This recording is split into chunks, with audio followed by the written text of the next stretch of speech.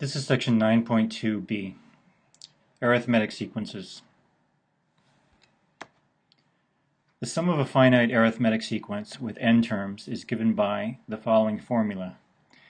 S sub n equals n over 2 times the quantity a sub 1 plus a sub n. And this can be written in sigma notation in this way. We have the sigma, we have the lower limit, the upper limit of summation, and then ai would simply be the formula for the nth term of the particular arithmetic sequence. Now the reason that we're learning this formula is because sometimes you're going to be asked to find a partial sum of a rather large amount of terms. If you're asked to find the third or fourth partial sum of something, you can just add up 4 terms. But what if you're asked to find the 100th partial sum? Well, it's going to take you too long to add up 100 terms. So this formula is useful, and in a second we're going to learn how the formula is derived. But for now, just make sure you write it down correctly. Let's look at a simple example. S sub 10, or the 10th partial sum, and that can be written in sigma notation with 1 as the lower limit and 10 as the upper limit of summation, and 5i defines the sequence. So we're asked to find the 10th partial sum. Now 10 is small enough so that you could actually just add all the numbers up yourself, but we're gonna do it 2 ways. We're gonna do it the long way and then the short way, just to show you that it works. So here's the long way. We simply, evaluate 5i for different values of I. We go from 1 to 10, so 5 times 1 is 5, 5 times 2 is 10, 5 times 3 is 15, 5 times 4 is 20, 5 times 5 is 25, 5 times 6 is 30, and so on, until we get to 10. So we have our 10 terms.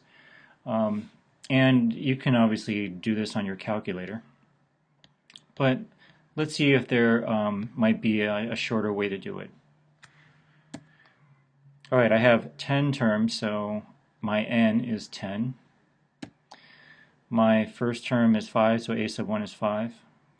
My last term, in this case, the 10th term is the last term, because I need to find the 10th partial sum. So my last term is 50. And now I can simply use the formula. S sub 10 equals 10 over 2 times the quantity 5 plus 50. That's equivalent to a1 plus a sub n. And the a sub n here coincides with a sub 10 because n equals 10. And that turns out to be 275. Now, just to prove this to yourself, why don't you do it manually on your calculator and make sure that you end up with 275 doing it the long way. So just pause the video, do it manually, and make sure that you get 275 and then resume.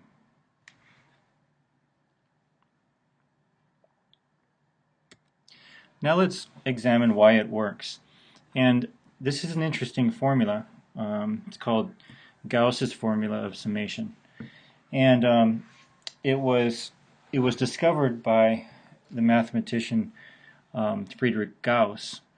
And when he was just a child, he figured it out. And the way that he did is he just noticed a pattern. He noticed a pattern. So let's see if we can identify the same pattern. By the way, this is the same Gauss that maybe some of you don't like because he came up with Gaussian elimination, which you remember you struggled through in Chapter 7. But anyway, we're going to learn a formula that is going to make our summation easier. Alright, let's look at the last example. Again, we're just writing it all out. 5 plus 10 plus 15 plus 20. These are just the first 10 terms of the arithmetic sequence 5i. And those 10 terms add up to 275. Now if we write it again, but backwards, and then we add up these two equations, we're going to see an interesting pattern. If we add them up, look at all these 55s, all right? 50 plus 5 is 55, 45 plus 10 is 55, 40 plus 15 is 55, 35 plus 20 is 55, and so on. So the ingenious thing that Gauss did is he thought of reversing the order, and he noticed a pattern. And then he added them up and found that if I add this up horizontally, I get 550, and 550 turns out to be also the sum of these two, 275 plus 275. And we know that 275 is half of 550. And so he came up with the following formula. S sub n equals n over 2 times a1 plus an. Now let's look at this. In this case, a1 is 5 and a10 is 50. That's 55. And 55 times 10, which we can see in this lower line, 55 times 10, that equals 550. All right, well, 550 is exactly twice of our desired sum, and that's why we divide by 2, because we want half of 550 to give us 275. And this is where Gauss's formula comes from. So the way to write this is S sub 10, or the 10th partial sum. This is the way to write it in sigma notation. Equals 10 over 2 because 10 is n, 5 plus 50 because 5 is a1, 50 is an, and that equals 275.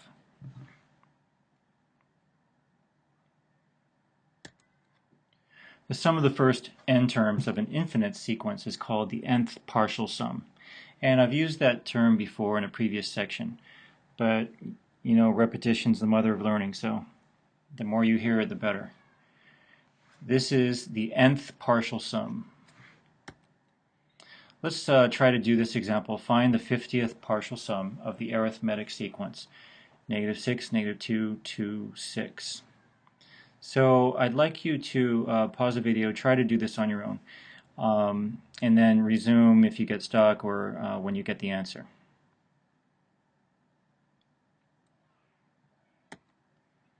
Let's first identify what we can just from the problem. We automatically know that a sub 1 is -6 because that's given to us. We know that d is 4 because -6 plus 4 is -2, plus 4 is 2, plus 4 is 6, and we can see that pattern here.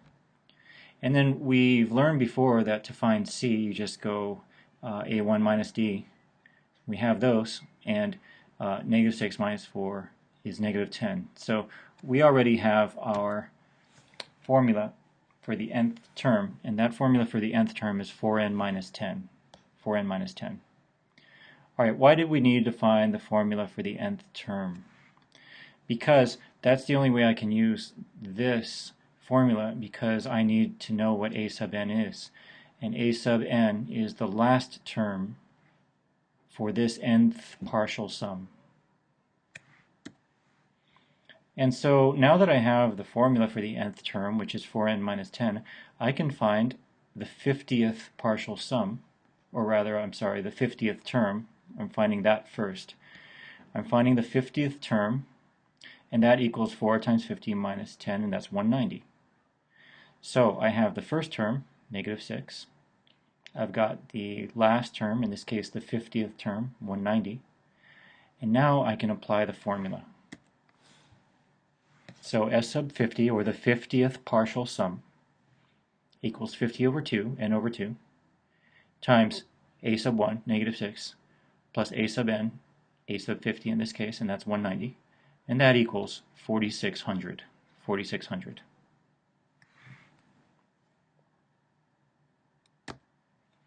Another example, find the 100th partial sum of the sequence 40, 37, 34, 31, 28, 25. And to give you a little strategy for this problem, you're going to break it up into 2 steps. Your first step is to find the formula for the nth term of the sequence, like we did on the last screen. Your second step is to find the partial sum with Gauss's formula. So pause the video, try to do this on your own, and then resume when you have an answer.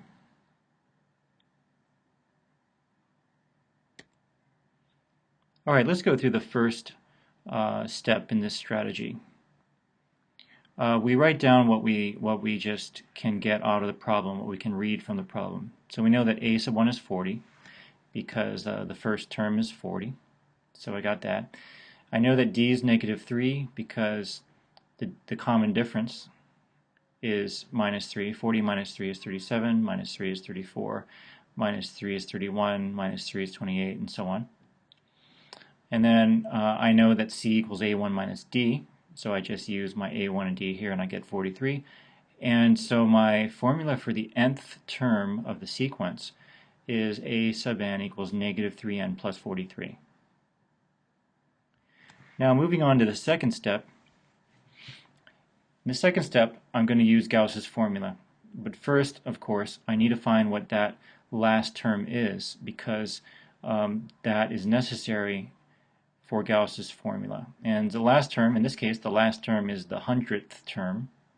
And A sub 100 equals negative 3 times 100 plus 43. I simply used this formula for the nth term, negative 3n plus 43. I plugged in 100 because that's my n for the last term here. And negative 300 plus 43 equals negative 257, and this is the 100th term. Now I'm ready to find the 100th partial sum. Okay, so I'm going to use Gauss's formula. S sub n equals n over 2 times a1 plus an. And then I just fill in the numbers. S sub 100, or the 100th partial sum, equals 100 divided by 2, so that's 50, times 40, which is my a1, minus 257, which is my an, a sub 100. And when I evaluate that, I get negative 10,850. Now, as you can see from this problem, we are asked to find a 100th partial sum, and doing it manually on your calculator, entering all of these numbers in 100 times, that would be very time-consuming, even though you would probably get the right answer. And the reason I say probably is because when you have that many steps, it increases the likelihood of human error in entering things in your calculator. So there are two reasons really to use the formula. One is for the sake of time, and the other is for the sake of accuracy. Alright, let's try this word problem. Everyone's favorite, word problems. I think the reason people don't like word problems is because it's hard to translate the English into math. Think of it that way. Translation in Latin can be difficult, and in other languages it can be difficult. Well, the same is true in math. So you need to translate English into math. You basically translate everything here into in terms of variables and equations. Alright, so a new small business sells $10,000 of products during its first year. Its goal is to increase sales by $7,500 per year for the next 9 years. Find the company's total sales for its first 10 years of operation. Alright, now just to clarify any confusion that there might be, at the end of the first year, that's when n equals 1. Okay, at the beginning of the first year, n equals 0. We're not worrying about when n equals 0, but at the end of the first year, n equals 1. And the reason they're saying for the next 9 years is because once we get to the end of the next 9 years, then that we will have completed 10 years. Alright, so don't be confused by that. We're just talking about when n equals 1, it's the end of the first year, and when n equals 10, it's the end of the 10th year. Okay, so remember that we're going to follow the same two steps in our strategy as we did last time. We want to find the formula for the nth term of the sequence, and then find the partial sum with Gauss's formula. So pause the video and try to do it on your own, and then resume when you have an answer.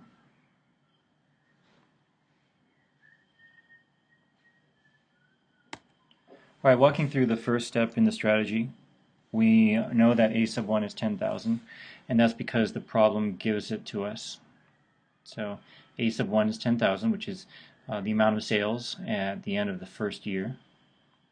And then D equals 7,500. I know that from the problem too, because it says the goal is to increase by 7,500 each year. So we add 7,500 at the end of each year.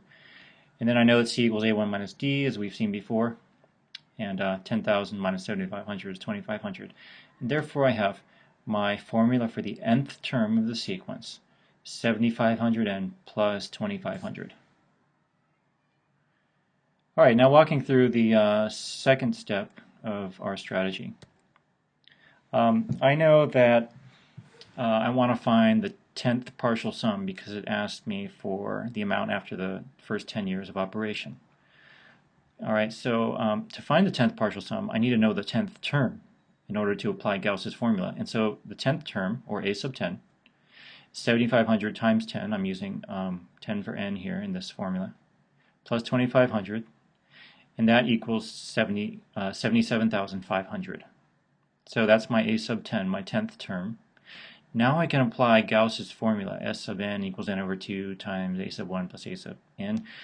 And S sub 10, the 10th partial sum, equals 10 over 2, because 10 is my n, times 10,000, because a1 is my 10,000, plus 77,500, because my an, in this case my a sub 10, 77,500, and the answer is $437,500.